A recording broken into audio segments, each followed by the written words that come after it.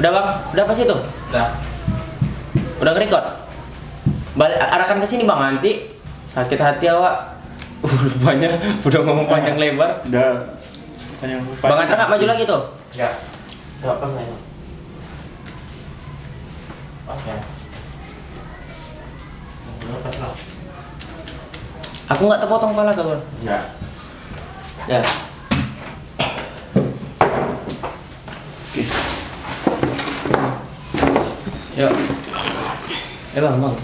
Udah ikut nih, Bang? Nah. Bang Terang itu siap? Itu bentar ya. Oke, Bang. Bentar.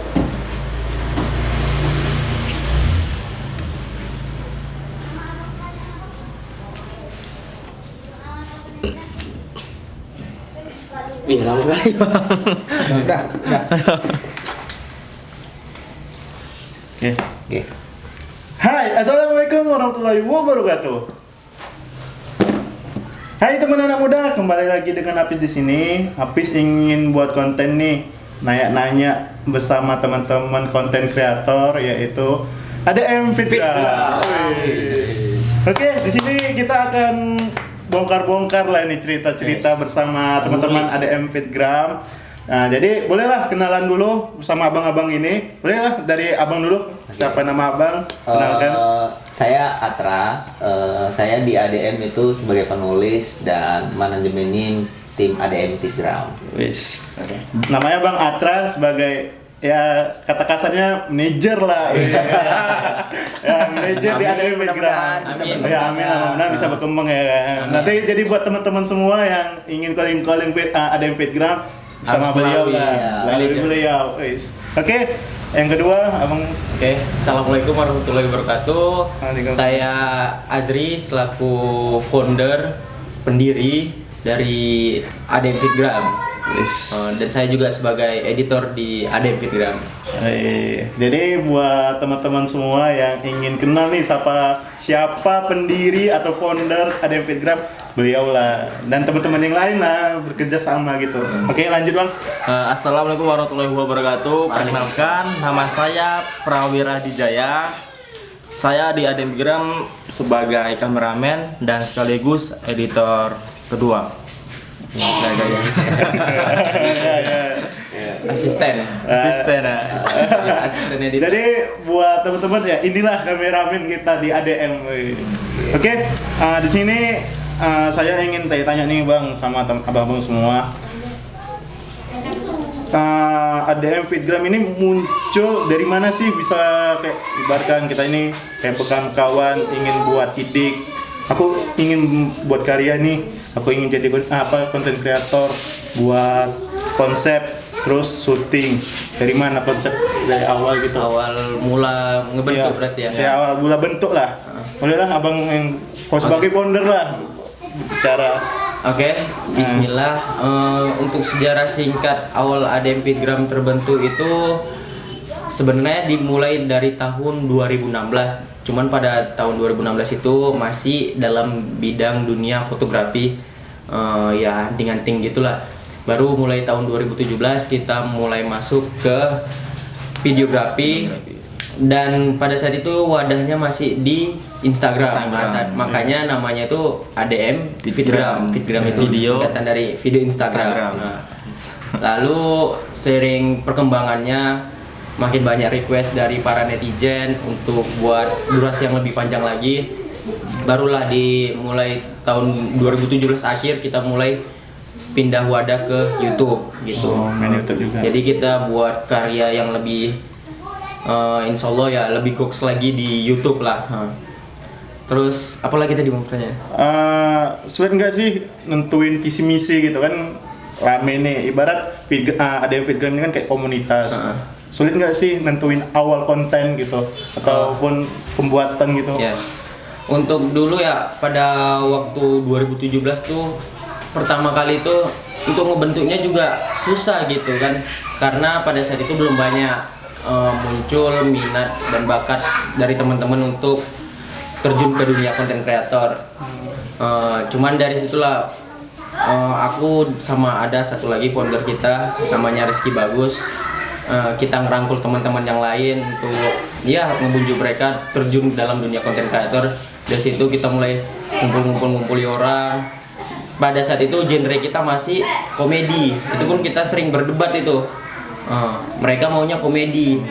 Cuman pada situ aku sendiri yang agak mulai masa komedi udah banyak nih komedi yang buat komedi gitu. Pun komedi kalau nggak dapat feel-nya gak enak rasanya nonton gitu. Garing. Iya. Terus lama-lama berubah genre jadi film drama, inspirasi, motivasi gitu. Itu masih video singkat di Instagram. Nah, baru ya udah itu tadi kawan-kawan yang lama, tapi ya karena mereka dari awal juga niatnya kurang gitu, belum kuat tekad dan niatnya, mereka mundur perlahan. Barulah muncul rekan-rekan kita yang baru, orang-orang yang sama satu tujuan seperti Bang Atra, Bang Wira, satu hobi, satu visi dan misi. Disinilah mereka bantu memperkuat tim ini. Ya, walaupun teman-teman yang lama, anggota yang lama udah nggak ada lagi, sekarang ada mereka yang bantu memperkuat tim sampai saat ini. Itu secara singkat tentang ADM Sejarah. Fitgram. Oke, pertanyaan yang kedua kepada abang lah, nanya nih. Ini soal konsep, apa sih konsep konten yang kalian ambil gitu dari karya yang kalian buat? Untuk konsep ya, kalau kami sih konsepnya lebih ke drama Islami ya. Iya. Drama ataupun drama untuk menginspirasi lah gitu. Kehidupan, inspirasi kehidupan. Terus apa lagi Bang tadi? Ya konsep. Terus dan ini ada lagi nih. Apa sih untung nih untuk untungnya. buat talent-talent yang ikut atau Untungnya teman-teman yang ikut di dalam video yang kalian buat? Apa sih? Untungnya itu ya banyak Bang. Oh, banyak ya. Contohnya aja ya, kita bisa menambah wawasan, sama-sama belajar ya kan, bisa tahu yang awalnya nggak tahu hadis. Kami kan sering memakai hadis kan. Iya. Jadi dia bisa tahu hadis gitu. Jadi tahu mana yang baik, Betul. mana yang Salah gitu. Intinya Itu sih. belajar agama gitu. Bang. semenjak kontennya seperti ini. Gitu. Berarti konsepnya Islamic modern gitu ya. Iya. Mantap juga. istilahnya Karena memang yang Medan juga masih lebih jarang. lebih jarang. bahasa kerennya dia berkarya sambil berdakwah. Iya, Tulis. berkarya dan berdakwah. Ini emang gimana ya? Anak-anak muda zaman sekarang ini emang harus ngambil konsep seperti itu. Iya. Ini pertanyaan yang ketiga. Ini agak-agak mengenai pemasukan nih. Wih. Manajer lah ya kan. Ini harus manajer ini. Iya, harus manajer ya. Ini kan Bang, di ADM Fitgram itu kan udah banyak nih followersnya, ada puluhan ribu. Subscribernya juga udah ratusan ribu. Alhamdulillah kan. Jadi agak-agak kepo dikit ini Bang. Berapa sih pendapatan yang kalian dapatkan selama sebulan? Kayaknya cukup lah ya kan. Nanti dibilang banyak, sombong, dibilang sedikit nggak bersyukur. Iya pula ya. Tapi Pengennya banyak. Ya. Tapi untuk semangat teman-teman selama yang kita jalanin selama 2016 dan fokus selama 1 tahun itu kita dapat udah belasan hingga puluhan juta lah per bulannya. Alhamdulillah. Inilah dapat ini apa nih? Iya, salah satunya yang nampak rumah produksi. Rumah produksi yang Ya. sekarang kita pakai untuk podcast ini. Iya, rumah produksi dan tempat-tempat kumpul. Iya. Alhamdulillah lah ya Bang. Tapi untuk monet sendiri nih, YouTube itu kira kapan itu monet kemarin Bang? Tahun itu Tahun bulan 12 tahun kemarin. Oh, Tahun udah lama 2019 juga ya. 2019. Berarti udah banyak juga ya orang-orang abang dapatkan dari konten ini Is. Udah ada sampai puluhan juta tadi abang bilang kan. Alhamdulillah. Tergantung usaha kita Bang. Iya. Usaha memang nggak akan mengerti hasil gitu. Betul pula. Inilah buahnya gitu. Buahnya. Apa yang kita tanam. Tinggal kita nilai sekarang konsisten kita kayak mana gitu. Iya betul itu Bang. Jadi kan kalau emang dibilang orang lah ada rada capek di awal ataupun angan-angan tai ayam itu menurut orang-orang abang kayak mana itu gimana coba? Menurut orang-orang abang tai apa? Angan-angan tai ayam gitu. Gini sih, kebanyakan yang aku tahu dari teman-teman kenapa dia mundur, dia gini beranggapan wah ini dia sudah sukses kayaknya enak kali gitu tanpa melihat dia belakangnya kayak gimana, perjuangannya kayak gimana. Dia lihat begitu, oh dia enak ya main YouTube, cobalah, tahu aku ada uangnya, dia ngejar uangnya gitu. Dari situ niatnya udah salah. Udah salah ya niatnya kan. di awal. Begitu dia maju, ternyata susah. Susah, Jadi terakhir mundur sendiri. Kalau kita kan memang dari awal itu memang niatnya Berkarya, berkarya berkreasi. gitu aja sih. Ini nanya kembali ke awal. Apa hal tersulit dalam proses pembuatan atau produksi nih? Syuting ataupun sebelum produksi di dalam tim kalian. Apa hal tersulit? Dari awal. Dari mana nih? Siapa Di yang dalam jawab? pembuatan Yang, lah. yang jawab siapa yang dari mana dulu? Bebas lah. Atau ya dari founder dulu lah. Kalau dari aku sih ya dari awal ngebentuk ini hal tersulit ketika produksi itu menyesuaikan karakter. Itu sih menyesuaikan karena kan kebanyakan dari kita pengalamannya belum ada sama sekali itu. Pun masih belajar semua. Jadi ya dari situlah mulai belajar sendiri bagaimana cara menyesuaikan karakter tersebut. Mungkin itu hal tersulit ketika produksi. Tadi menyesuaikan. Dari manajer hal tersulit baik talent atau kru atau gimana? Kalau di saya sih menurut saya yang paling sulit di krunya sendiri gitu, karena kan krunya ini untuk mengumpulkan untuk satu waktu itu agak sulit.